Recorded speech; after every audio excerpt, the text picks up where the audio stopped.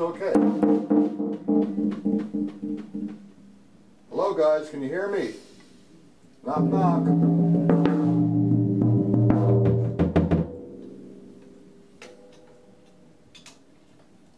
Okay, Mark, it's up to you, man. It's the great Mark Walker's here. Mr. Professor at the Berklee College of Music is taking his time out. He flew in all the way from Boston. Oh boy. To do that was show. The easiest. You better turn your mic on too, right? Yeah, my mic is on. Okay, and let me introduce everybody. Hey, Luciano, how you doing? Joe Carbone, Michael Lewis, Vatum, and Mike. Everybody says it sounds good. Oh, good. Okay. Hey, guys. How's it going? It's your show. Cool. Well, nice to see you. My name is Mark Walker. I can't tell you how much I paid Matt to say the great Mark Walker, but but he insisted on it. Yeah, I'm here in town in New York and playing at the 55 Bar tomorrow. So in case you're in the area, you can come out and check out the show.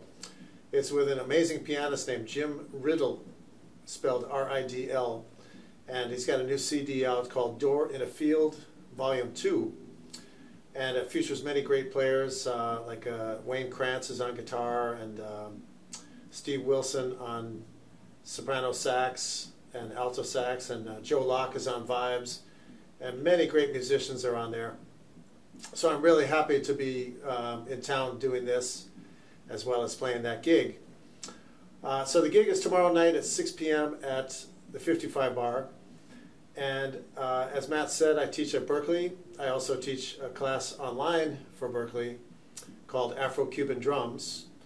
And I also have my own site called markwalkerlessons.com. If you ever want to check that out, there's a few free things on there and some paid things, different packages you can get. I'm also happen to be a student of Berklee Online. I'm taking classes, I'm going for a degree, so that's kind of filled up any extra time I've had. So I'm studying production, business, and composition arranging. And that's one thing I wanted to talk to you guys about. I encourage you all, besides being practicing drummers, to be as much of a complete musician as you can possibly be. Because, you know, first of all, you can participate in a larger part of the creative process, meaning composing and arranging, and plus that will do wonders for your drumming, because you'll be thinking in a different way, not just necessarily about chops or how fast one can play, but thinking of the overall composition. So when I sit down and play, I really try to play the composition, and that was one of the great lessons I had from Mr. Ralph Towner, who I normally work with in the group Oregon. I said, how can I improve my drum solos, Ralph? He said, play the composition. So I really took that to heart, and also working with Lyle Mays really gave me a sense of thinking compositionally. So that means basically remembering what you play and making decisions based on the overall shape of what you've played so far. You kind of have to know the history of your solo. So I think it's important to be as much of a complete musician as you can. Like I said, that is to know about some theory, know about some harmony, and you know the chords of a piece. So if you rehearse with somebody and they give you a lead sheet, and you see the notes on there and you see the chords, you should be able to make some sense out of it. Maybe take it home and learn how to play those chords. Maybe learn how to play that melody on another instrument. And I think it could really benefit your drumming in many ways to do that, because you're more keen to what's going on in the music. So I'm not really much of a so-called chops kind of guy. I'm really more into the music, and I'm more into making music. I've decided that that's really what I want to pursue as far as my drumming. So sometimes I'm not really playing that much in terms of density on the drum set, but that's okay, because if it fits the music, I'm cool with that.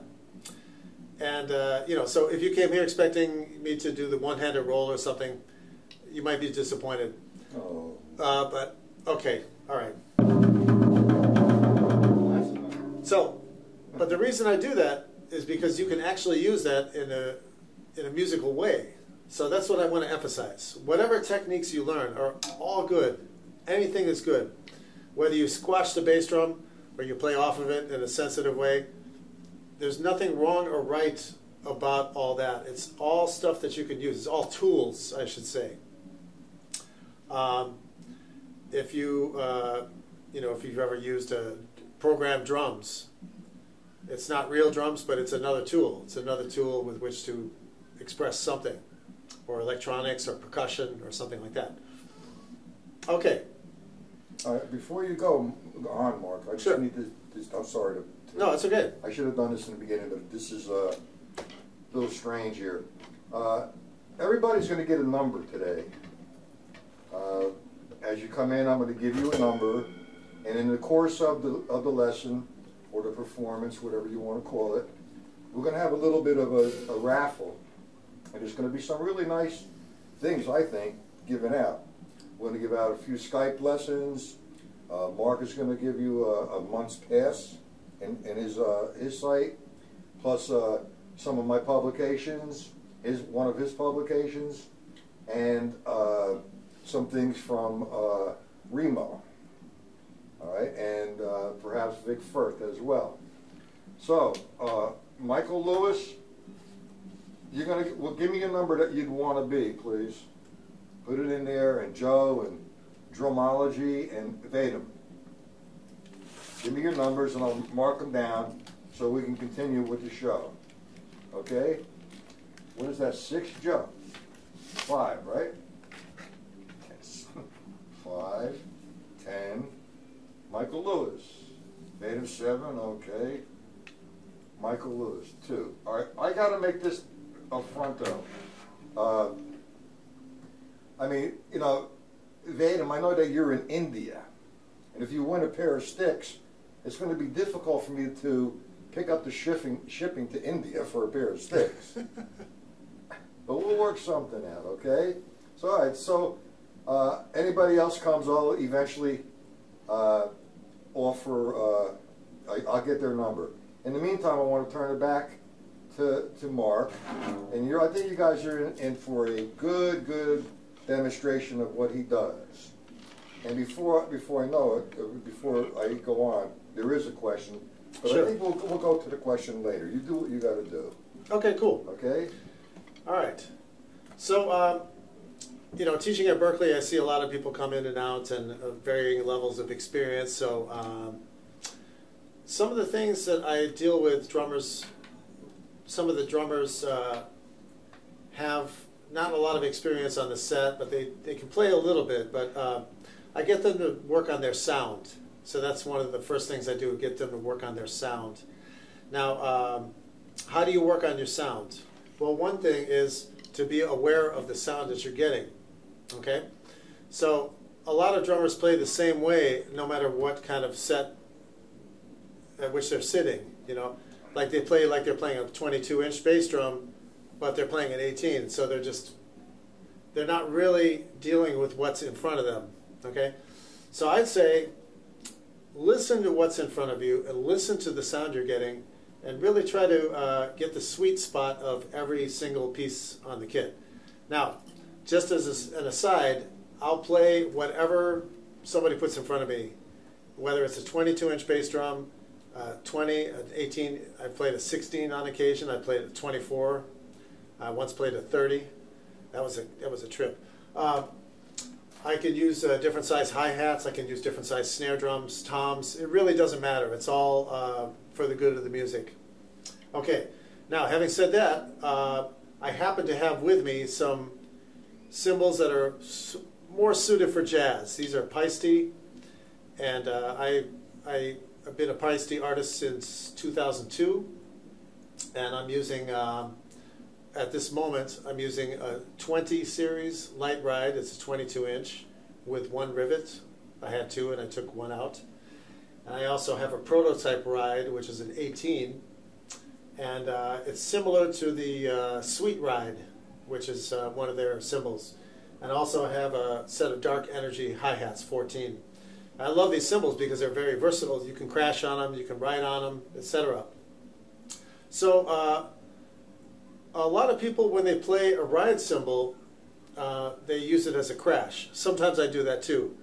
But excessive crashing on it in an acoustic context can make you lose the articulation sometimes. So you really want to keep that stick sound, but you want to control it dynamically.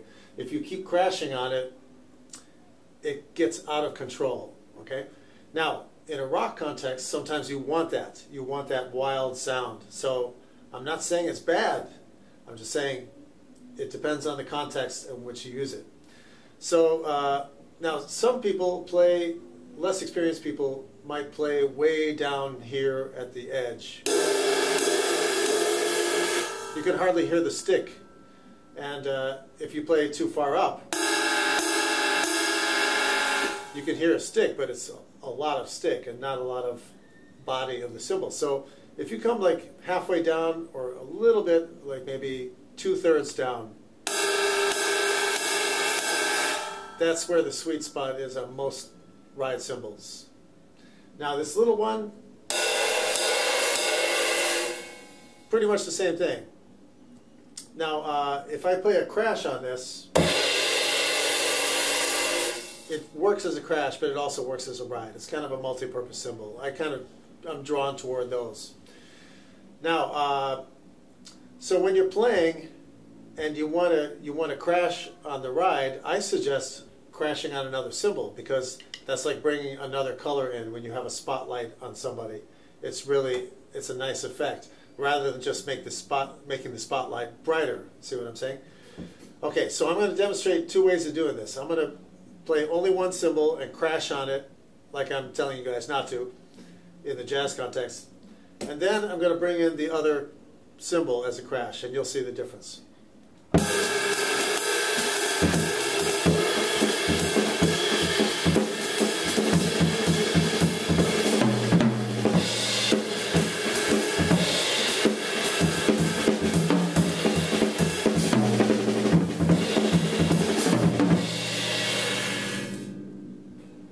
Okay, so what I was trying to demonstrate is the different colors of it, and if you just keep crashing on one, it's like one color, which kind of gets tiresome after a while. Now, having said that, if you only have one cymbal, or if you really feel like getting an accent on that cymbal, play an accent, but try using the tip, because you get that little explosion, but you don't lose the articulation. Okay? Here's a demonstration.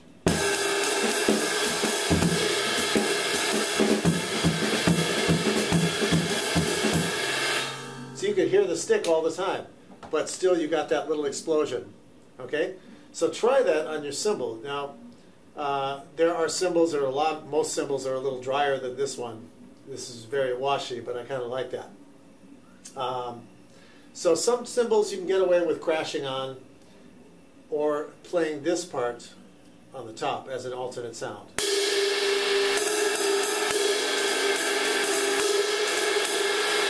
But you just have to be very careful with it not to lose the articulation of the notes. All right, now that we've talked about that, I want to talk about the bell. Now the bell, some guys I hear playing with the tip. There's not much sound there. It's kind of a little too delicate to play with the tip on the bell. So what I do is, where the stick starts to get a little bit thicker, I go to the bell right here, almost where it meets the cymbal. Try moving your stick up and down in that spot.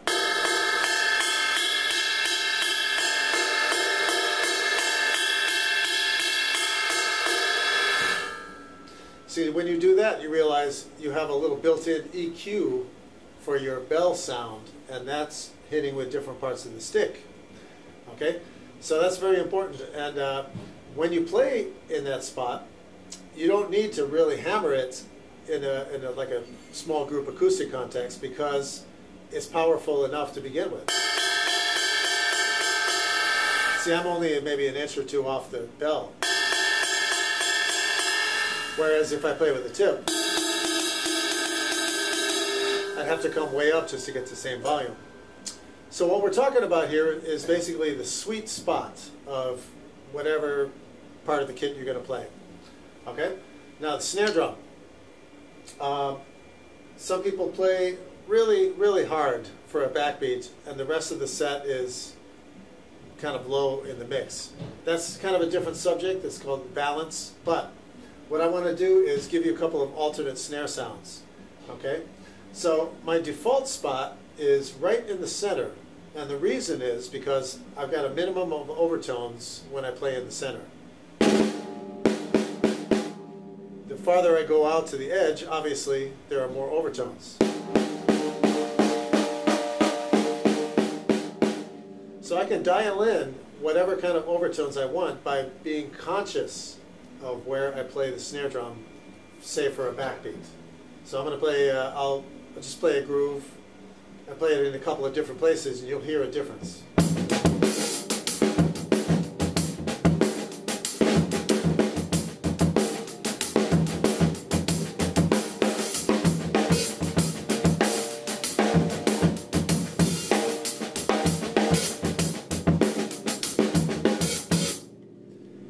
So I'm not saying to play near the edge is wrong.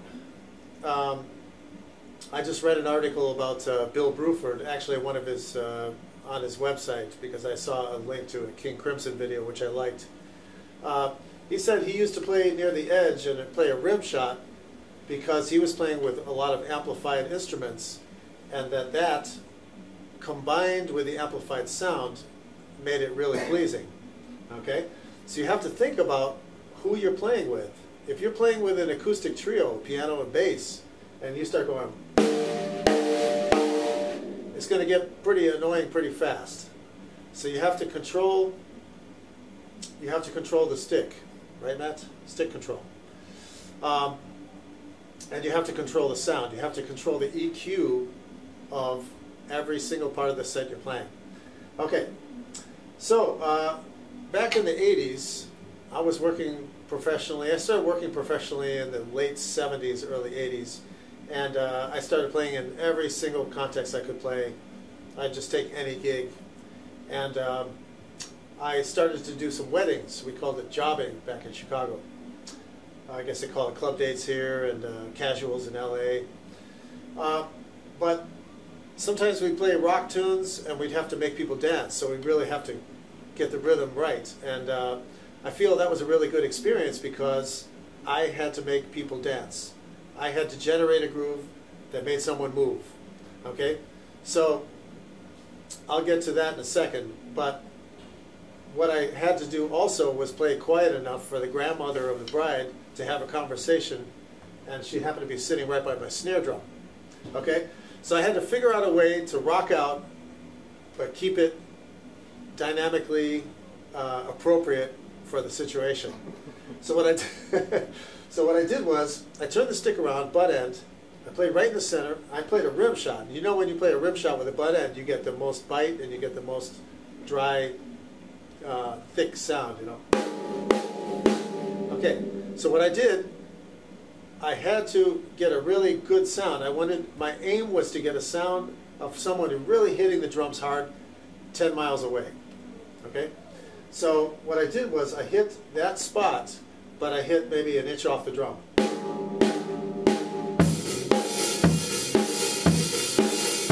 I opened up the hat a little bit to make it sloshies, to make it sound like I was really, you know, to give it some attitude. Bum, bum, bum, you know, back in the 80s. Okay, so that really worked, and I realized, oh, you know, that's when I started really thinking about the sound.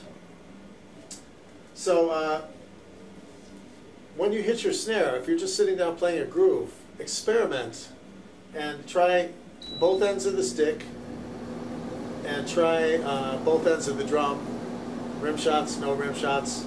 Try to get used to seeing all of those different sounds as tools that you can use to get a different sound going, a different vibe. Okay? So I'm going to continue in this vein a little bit for a couple more instruments of the drum set, and then I'll move on to another topic. Now, hi-hat. This is a big one. A lot of people, I don't think you can see my left leg, but if I move my leg while I'm playing the hi-hat, it sounds like this. Okay, you get a pretty clear chick sound, but there's not much control of it because I'm moving my left foot. Okay, so a lot of times I'll tell guys to, hey, can you chill out on your left foot? Can you just not move your left foot and listen to your sound? It's not so tight and constricted because there's nothing going against it. See what I'm saying? And if you move your foot in a very minute distance, you can get all kinds of effects.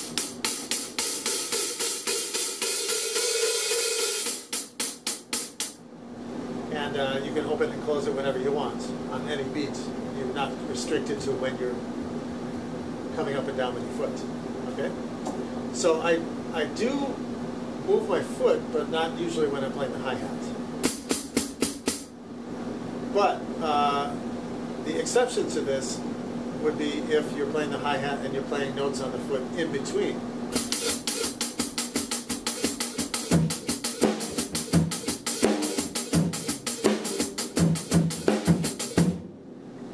So that's, I think you could call that stepping, like a step hat. Vinny Colaiuta talked about that in one of his clinics. He's one of my favorites. Okay, so now we get to the toms and, of course, the cowbells. Now the toms, I've got kind of a medium tuning. I usually use a 12 and 14. I just happen to have a 10 and 14. I'm okay with that. It's cool. Okay, they're tuned kind of medium high because of the bass drum. Because it's, I didn't tune it really flat, so everything's a little bit higher, a little more melodic sounding. Now, you've got the center of the drum. That's where you have the driest, least overtones. And then, of course, you have rim shot, which I use quite a bit. You can use it as kind of a timbale sound. You can even do that on the floor tom if you have a certain tension. Okay? So what I'm saying is the toms don't necessarily always have to sound the same. They don't always have to sound like the toms on a sample drum machine or something like that. You can get clang, clang, clang. You can get all kinds of different sounds you can press into it, like a dead stroke for certain effects.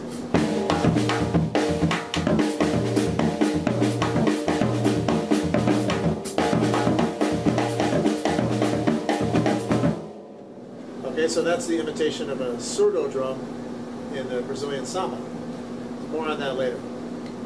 Okay, so now one more thing I want to talk about, and I'm not sure if you can see this in the shot, but I've got a couple of cowbells right here on my floor tom. So I think what I'm going to do is just move this so you can see it in the other shot. All right. Yep. Okay, yeah. It's a little hard to see. So what I'm going to do is just move this over for a second to give you an idea of how to play the cowbell. Now, you're probably thinking, okay, what do you mean how to play the cowbell? Of course, you just hit it. But if you know anything about Latin music, you know that there's more than one way to hit a cowbell. Okay? Specifically talking about this bell. This is known as the timbale bell or the mambo bell. This is made by LP. I use LP products, and they all sound great. I've been using these bells for many years. So this one is a mambo or timbale bell. I think it's the salsa model. And this one is a smaller bell. It's a cha-cha bell, made for different groups, such as cha-cha-cha and other things. Now, the bell sounds you have are based on traditional bell sounds you hear in Latin music.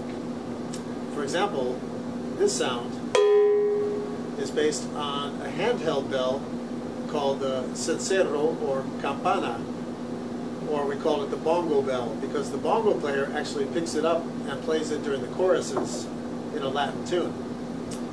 And I've seen Tito Puente's orchestra over the years, and the player whose last name I'm spacing out on, his first name is Jose, but he's a killer bongo player and a killer bell player, and he really drives that whole band with just one cowbell.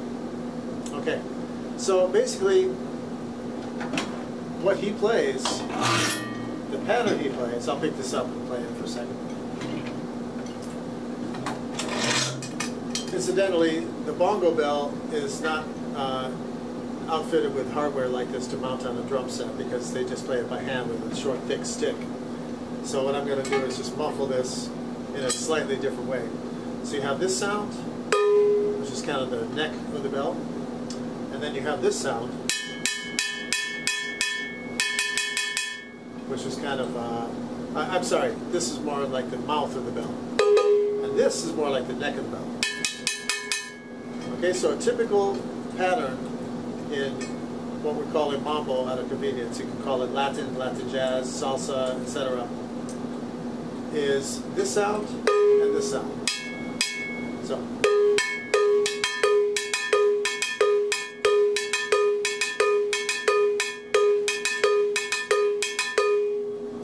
Okay, so sometimes I imitate that sound with this bell mounted on the drum set.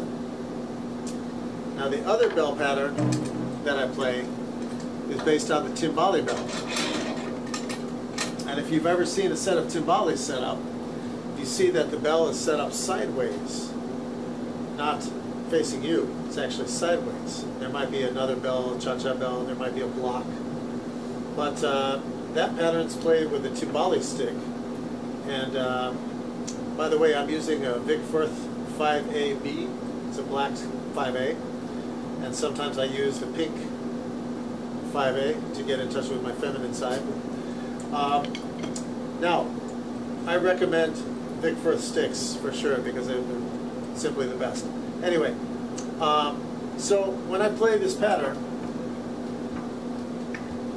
the bongo bell pattern, I have to find a sound that sounds like this. So I don't want to have to turn the stick around, so I play with this part on the mouth of the bell, and then I go up and play this part on something close to that spot that I played before.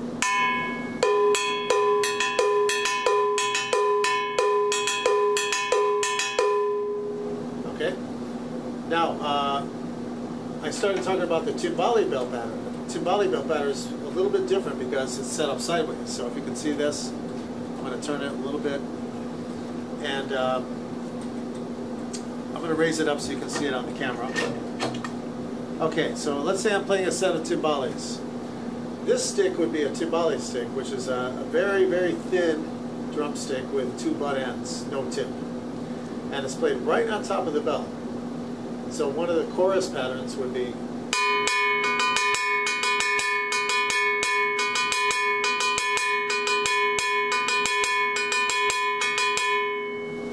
Now I want you to notice that I'm not playing two different sounds, as I did in the bongo bell pattern, but I'm playing one sound, but with more of a dynamic range.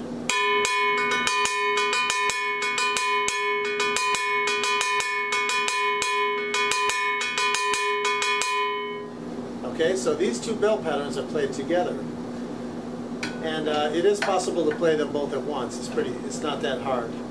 But I just wanted to give you those patterns because it's a good demonstration of the different sounds that you can play on the cowbell.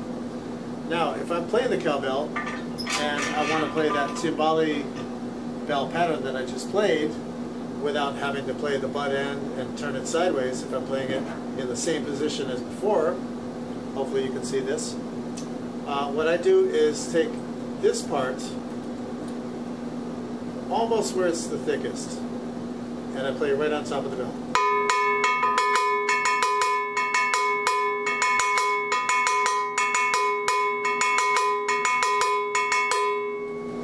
Okay, so you got this sound, and then, okay. Now the smaller bell, the cha-cha bell, if you're playing cha-cha-cha, the pattern sounds like this.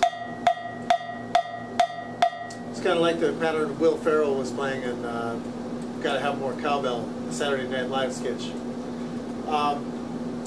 But there's something that happens in cha-cha-cha where you're actually playing notes in between those quarter notes. You're actually playing eighth notes, but they have to be super soft, ghosted upbeats in between those loud quarter notes. It sounds like this. So 1, 2.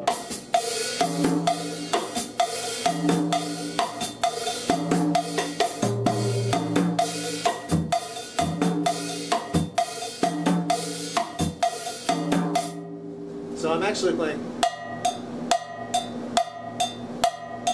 but these notes are so soft that you can barely hear it above whatever else is going on.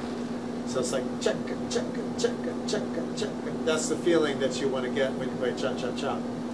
And of course, you don't have to limit it to cha-cha-cha. You can incorporate that into like a straight 8-note rock tune if you want to give it like a Latin flavor. So that's really worth checking out. So really, the accent sound would be this, but you can also play it like this, right on top. Okay, so we pretty much covered the whole set. Now one thing about the bass drum, I'll just keep it very simple. If you are accustomed to playing into the bass drum and leaving it there, i.e. burying the beater, I would suggest you practice coming off and playing a full stroke, okay? If you only play heel down, you play full strokes, I would suggest working on burying the beater, because both are valid techniques that have a place in some place in the music, okay? So that's pretty much what I have to say about the bass drum. Now, once in a while, I actually use both those techniques at the same time, or alternating.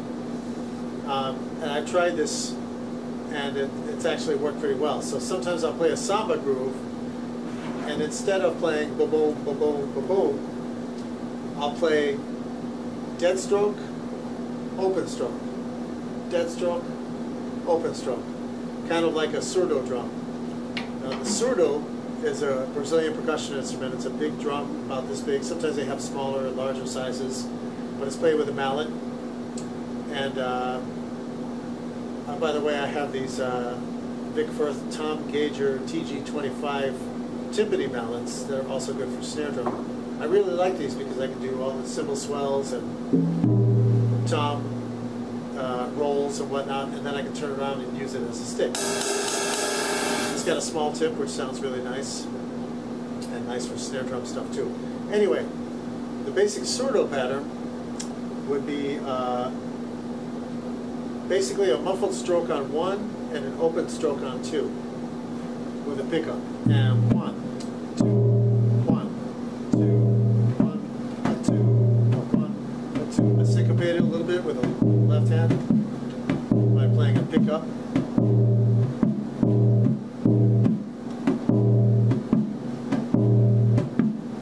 Okay? Now if I did that with a bass drum, it would be kind of a labor intensive to play doom. So I just play boom, boom, boom, boom. If I'm playing at a certain tempo, it sounds pretty good. So I'll just set up a samba groove, and hopefully you can hear the difference.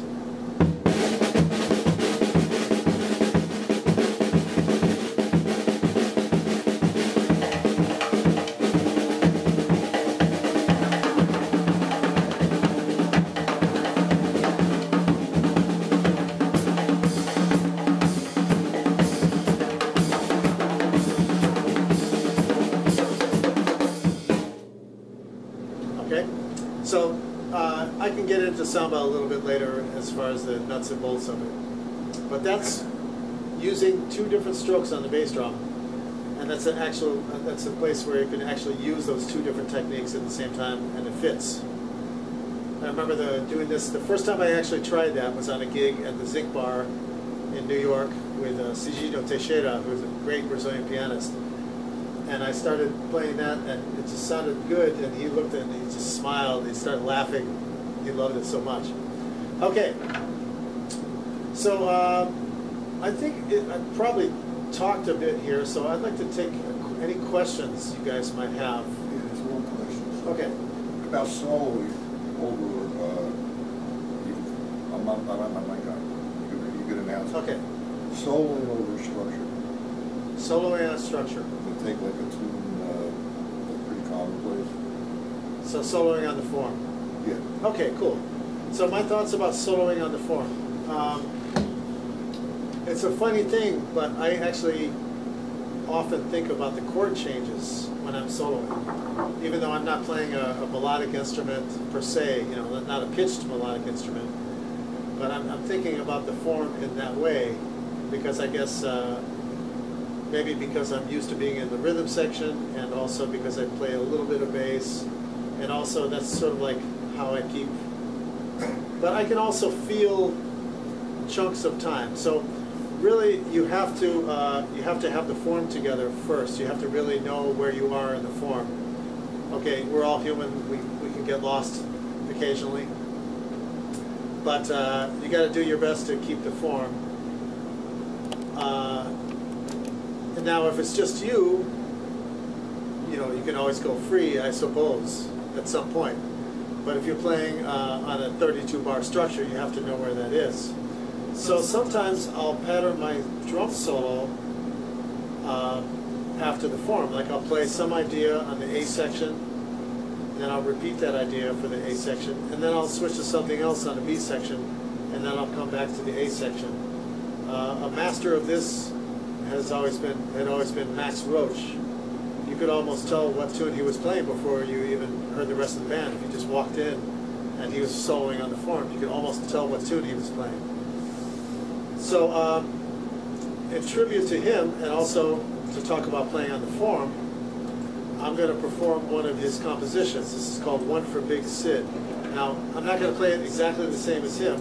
I'm going to play the A section pretty much. It's based on a phrase.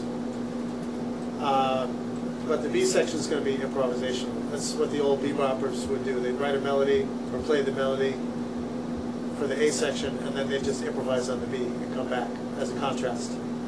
Okay? So this will be A, A, B, A. Every section is 8 bars, so it's a 32-bar form. 1, 2,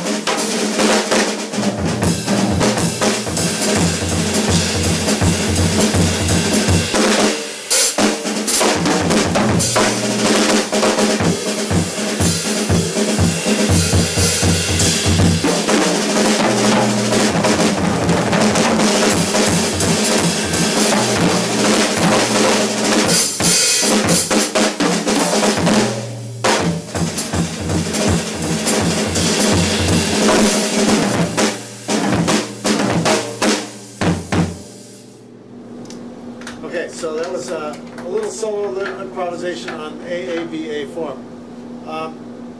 So I kept the form. I always made the B section a contrast to the A section. So it almost doesn't matter what you play. You just start something and you just try to develop it. Now, one thing that's very important to keep in mind when you're soloing in general on like African music with African roots, be it jazz. Well, that's really African and European, but whatever.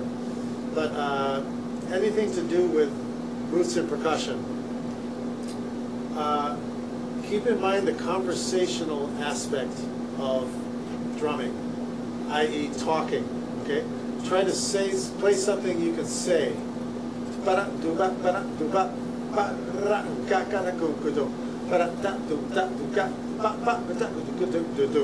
See, when you say it, what's that? Can you repeat that? Just keep that. Yeah, if you play it back. He's asking me if I can repeat that. I mean, I can repeat something close to it. I don't know if I can repeat that. But, you know, he likes to put me on. So the talking aspect is really important because when you're talking, you also have to breathe in. Okay, you have to rest. Now, you might have noticed I was playing a lot of stuff, but sometimes I would pause and I would play a phrase that almost sounded incomplete, and then when I play it, it's kind of an answer to it. So we call that question and answer phrasing. John Riley, in his book, The Art of Bop Drumming, talked about a question and answer solo you can construct, where you had a question one, you had an answer one, you had a question two, maybe you play the same answer, then you played question two as a question, you played answer one as a question. He had this whole thing. You could probably look it up online. But it was great because the whole solo wound up sounding very conversational. And when you have some kind of conversation going on, it draws people in. Okay? Now, kind of a strange example of this is when you have a fight, somebody has a fight, everybody gathers around. That's just how people are. They want to see some kind of exchange happening. So when you're having your own conversation, your own exchange, and it could be a heated exchange, it could sound like a fight, people gather around, they want to know what's happening. I've noticed this with audiences who are not necessarily into music, that when you start playing conversationally, they start paying attention. They're like, like, what's he doing? And they have no idea. You know, their phones are down for a second and they're actually paying attention. What's going on? So that's one way of reaching people. And one thing that I've been thinking about more recently in my solos is to leave a little bit more space to give the audience a chance to get in. I think that's very important because if you're playing all the time, it may sound cool to you, but it doesn't really give anyone a chance to get in and access your solo because there's so much going on, too much information. So just to recap the answer to your question, know the form, play conversationally, and try to say something in a way that creates interest, okay? It doesn't have to be all one level. It could be different dynamics, it could be different parts of the set. You could switch to something else like mallets, you could switch to your hands, whatever. But it's got to be honest, it's got to be from here. It's got to be what you really feel. Don't try to play like someone else just because you think they're hip. You play your own thing. Of course, you can have influences. I mean, I just played Max Roach, you know. But try to find out, you know, who you are and play that, because you have a valid contribution to give everybody to listen to and to move people. You know, even if you don't think it's what you're playing is happening, somebody's probably enjoying it.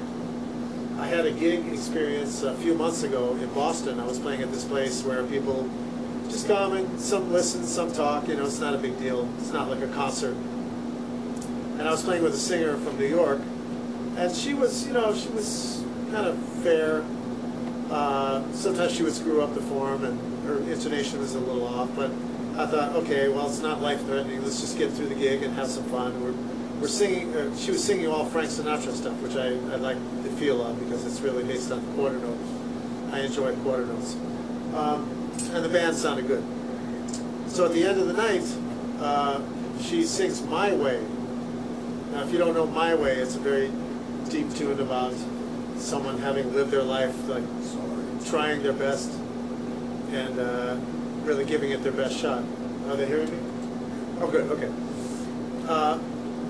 And you know, there's a YouTube video, of course, with a Korean drummer going nuts, backing up a singer singing My Way. So I'm trying not to think of that as I'm playing. And after the gig, that was the last tune of the gig, we're packing up. And then I notice some young woman comes to the stage and she's crying. And I don't mean crying, I mean really just letting it out. And at the same time, the singer is reading the lyrics to her, to this tune we just played, to My Way. I'm thinking, wow, you know, something deep just happened. So, you know, even if I thought it was not really happening, for somebody it's happening. So, you know, try to be confident about what you do, like that it's reaching someone, even if it's not on the surface, because you never know how it's making someone feel. So it's important to use as many elements of really good music making as you possibly can. That means great groove, of course, that's the bottom line, of course, with any drummer. But work on your sound, really get your sound rich. Also, got to control the dynamics. One thing that really helped me relax and control the dynamics was practicing the rudiments. And if I had known more about practicing stick control back then, I would have done that too. I think that's a great exercise. So you really have to have dynamic control of all parts of the set. And that kind of leads me to the next subject, which is balance. Now, I sometimes ask students at Berkeley to play funk groove, you know, just see how they play. And they sound good, but they're playing the hi-hat really soft and the snare really loud. Like the difference in decibels is just unbelievable with the snare and hi-hat. So, okay, so I say, why don't you back off of the snare just a little bit, play with the same intensity, but let's try to blend the instruments of the drum set rather than just slamming the snare. And when they do it, it sounds really good. It's like a good mix. So think about your four limbs as four channels on a board. And you're going to mix those four channels in any way you see fit for the music. So in a jazz context, if I'm playing the cymbal and I play the snare and bass drum really loud,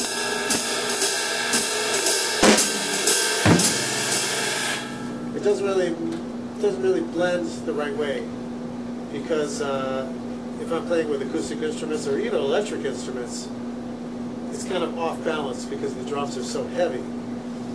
If I'm playing 4/4, like that kind of feel, and the bass player's walking, or the left hand of an organ player or whatever, I'm blending with that sound. So everything I play to accompany that, comping, that should be slightly under. And of course you can play accents.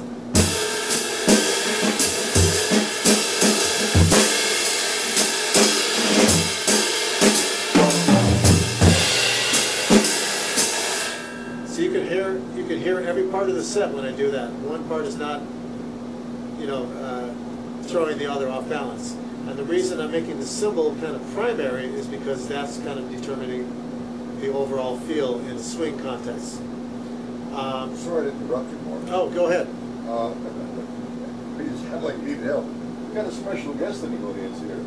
Daniel Glass, he says hi, Mark. Oh, hey, Daniel. I've checked out a lot of your stuff. He's going to be coming here October 8th or 9th. Excellent. Thanks for stopping by, Daniel. Okay, we do have we have a question about. Sure. You gave a demonstration on the structure of the solo, the structured solo, drum solo, and the difference between an open drum solo, conversation, and phrasing. Ah, okay. If you don't mind, I'm sorry. Oh, no. Open drum solo is where you can just create a composition and you can play anything you want. It doesn't have to be in time, it doesn't have to be out of time. It can be anything you want. So that's basically the definition of an open solo. So it's total freedom. I find that if I have total freedom, sometimes that's more difficult than being within certain boundaries, because when you're put in a box, you have to be more creative somehow. But when you have total freedom, it's like, okay, you have to put some boundaries on yourself in order to go in a particular direction. So if you're doing an open solo, you could be thinking about a vamp, a particular vamp. You could be thinking about painting, like painting some kind of picture, really free, using sounds. I'll just demonstrate a little bit of each of those for you. So let's say I'm going to play on a Montuno.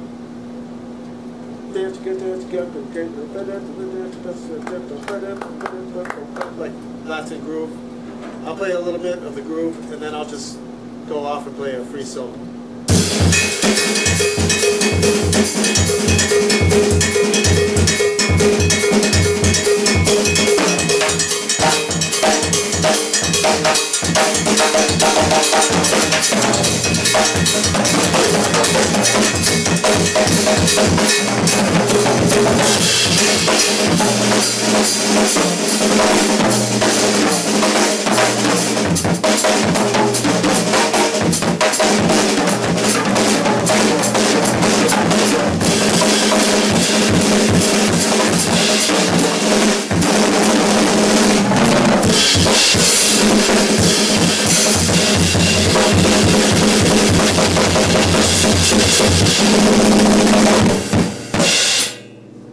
Okay, so that's, just a very, very short, condensed version of a free solo where you stretch out and just have some fun. Now, the one thing that, honestly, I don't really consider myself a very good soloist, but what I've been working on is trying to think about the composition of it, and also, especially the ending of your solo. That's a very important part, because oh, sure. Oh, actually, I have some right here. If you're going to come back in, if you're going to count the band back in, it has to be a very clear ending, especially if it's on the form, so that they know when to come in. And audiences tend to like that a lot, when it's like very clean, or there's a lot of space, or there's some kind of element of surprise. I'm still working on that, and I probably always will be. But now, if you're talking about a very free solo in which you just paint, you're just creating maybe you're playing an intro or whatever. One of the solos I play on this record called In Stride by Oregon, it was recorded in New York several years ago. The band called Oregon has been around since 1970. They basically started as a New York band, and now they're kind of international. So we do tours. We're going to Korea in about a week or so, and we're going to play around Europe in the fall, and then we're going to tour Europe next summer. I haven't played in the States for a while, but anyway, we played at Birdland in New York when we played here, and then we went in the studio and recorded. And one of the tunes that we did in the studio was called Aeolus, which is the god of the wind. Okay, so before you start making any jokes. So we played the tune. It was sort of like, if you're familiar with Chopin on piano, that's kind of the piano part. It's based on this arpeggiated kind of thing. And then there's a solo with a soprano sax and piano trio. Then I have to play a solo, that's a transition from the sax solo into a very, very sparse, light piano solo that develops into a whole jazz solo. So what I have to do, I can't do a solo that's like, yay, look at me, I won. It's not that kind of solo. It's more like painting, or actually, it's more like the composition. It's more like a weather system, if you will. So I'm going to play a little bit of the time feel I was playing, and then I'm going to play something akin to the solo that I normally play.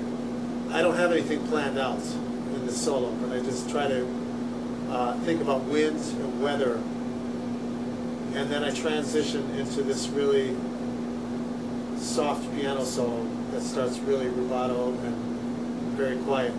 So it's like an anti-drum solo in the way that I have to come down instead of go up and do the big finish, you know?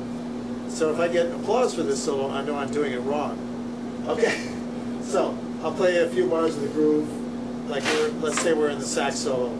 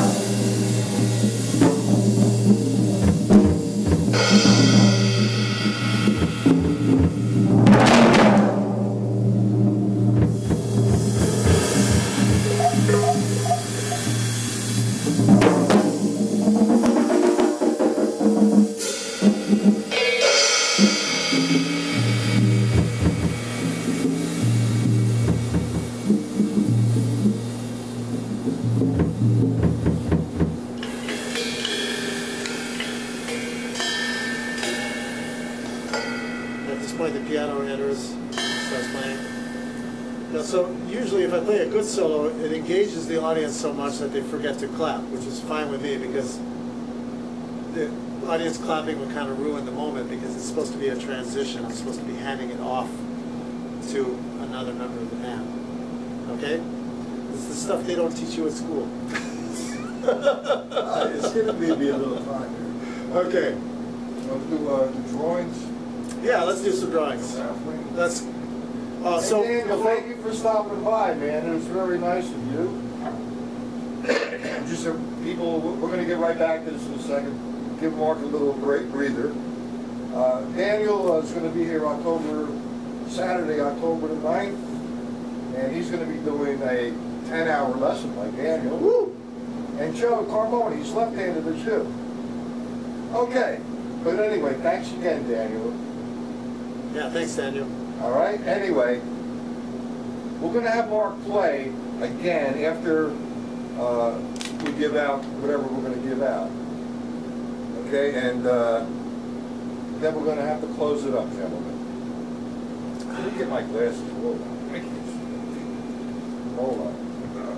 So I'm going to, while he's doing that, I'm going to thank the companies that supported me for this event, which are, of course, Vic Firth, Fantastic Six, Feisty Cymbals, love them forever, Remo Heads, and LP Percussion. So I use all those products. I also play Yamaha drums, and yeah, that's it. I'm also endorsed by Starbucks, Clorox. No, I'm just kidding. Anyway, yes, Daniel, I said Sunday, October the 9th. I'm sorry, I apologize. I apologize. I got so many things going on in my brain. Sometimes I don't even know my name. But thank you for reminding me. And guys, man, it's going to be a heck of a journey. And the day before, it's going to be Mike Clark. So we got a pretty nice weekend. And maybe one day we're going to have a round table if I get everybody in here to talk about the music for 2 or 3 hours and demonstrate their approaches and their techniques. Yeah, sounds good. And that would be nice. I mean, I'm talking about to Rob Wallace and Steve Smith. That would be fantastic with everybody sitting here, especially Mr. Mark Walker. That was very nice, Mark. Thank you. Thanks. Appreciate it. That was very informative and we learned a lot. Okay, so let's get to the drawing. You can't see me, that's just good. All right, the first thing we're going to give away is a free snipe lesson. All right. You ready for this? Okay. Number 7. Lucky 7. Who's that lesson with? Me? It could be with you or me. Okay, cool. Where's number 7? You won! All the way to India. Yeah, that's the right. There you go. Okay, so what you need to do, email me. I got my email address, and we'll hook it up, okay? You're welcome. Okay, the next guy we're going to give away, I have 4 publications. And one is reading text. They're elementary books that graduated to extremely difficult. 4-4 reading text, 6-8 reading text. We're going to give that plus an ostinato patterns book and a rudimental patterns book. So let's get this one going on. Okay, the reading text in 4-4. Ready? Here we go.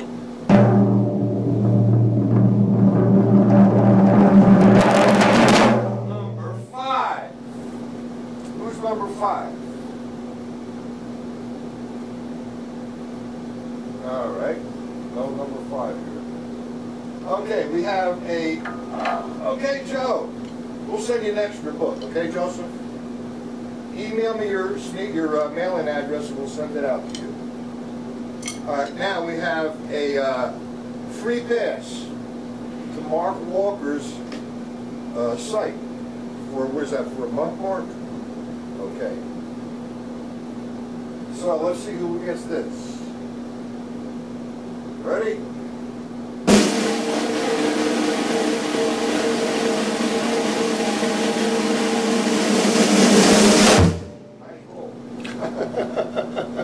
Number 10.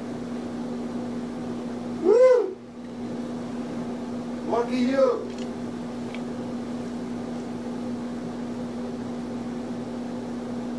That's you, huh? Okay, thank you. Remember now, email me your address. Por favor. Okay, that leaves, okay, there's only 2 left in this, so I guess we're going to have all the winners tonight. Okay, here we go with the Remo Pro Pack. Here we go, gentlemen. 2 of them. I should close my eyes for this one.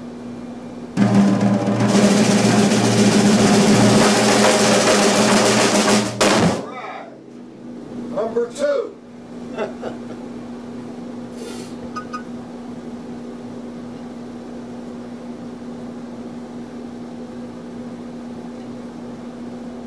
Number 2 won the Remo drumhead pack.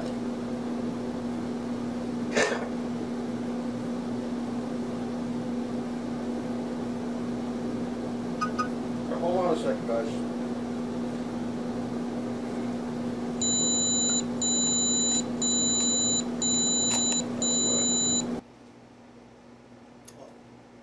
That camera just shut off. Okay. Okay, 2 books. That's going to be your number 2, Mike. Congratulations. This one, the winner is Luciano, because there's no more left. All right, Luciano. Oh no, there is one more left. There's Dan. Who's number 2? Michael Lewis. Yeah. Okay. Luciano, you're going to get 2 books.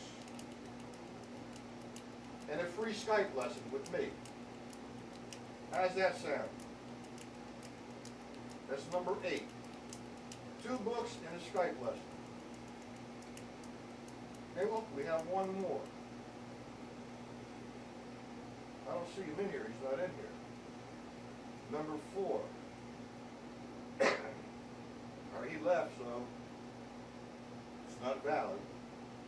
All right, I'm going to wrap it up. Luciano, you win a Skype lesson and 2 books. Very good, Luciano. Gentlemen, I hope everyone had a good time, and I know that I learned a lot today. Thank you, Mark. Thank you. And we're going to have Mark back in about 8 years. I'll practice between now and then. Yeah, you'll enjoy that his site. He's got some really nice stuff there. That's markwalkerlessons.com. So he's going to get an email. I'm going to give it to him. Okay. Well, all you guys can check it out. Just go there and check What it is out. it? What is it again? It's www.markwalkerlessons.com. Everybody got that? He's trying to steal all my students. That's okay. All right. I mean, Markman is like, you know, right on it with a lot of good things. I have some good people coming here. You know, it said on the front door, only if you can play drums you can come in. That's good. Okay. Anyway, we're going to have Mark play us out because I need a cigarette. So, short solo? Whatever you want to do, Mr. Okay, Mark. cool. Oh, wait, one more. I'm sorry. Two more announcements. I'm going to be doing Monday, Tuesday, and Wednesday one surface drum pad lessons free on YouTube. Now, on Monday, Tuesday, and Wednesday at 8 p.m., I'm going to be doing them on this site as instead of one surface, a drum set application. They're going to be free for a while. I don't know how much longer, but they're going to be free. So I'm going to email everyone here their information, and we'll get together with them, okay? So let's give Mark, everybody can stand up and put money in the cup and smile, Mark. And Mark's going to solo us out. Okay, gentlemen? Have a good day. Go ahead, Mr. Mark. All right, thank you.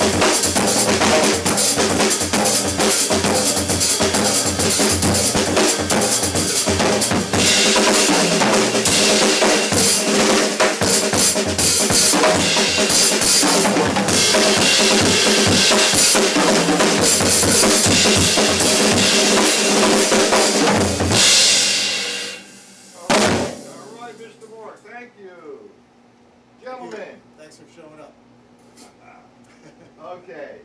One more reminder, tomorrow at 3 p.m., my YouTube channel, we have an interview with the great Rick Latham. Okay? Yeah, he was awesome. Yeah, it was a great solo. And Joe, you don't have to give him a standing ovation. I mean, chill. It wasn't that good. I'm working on it. All right. Okay, gentlemen, we're going to close it up. And thank you for stopping by. Don't forget, email me, Matt Patella, 1001 @gmail.com. Thank you. Have a good day. Thanks, guys.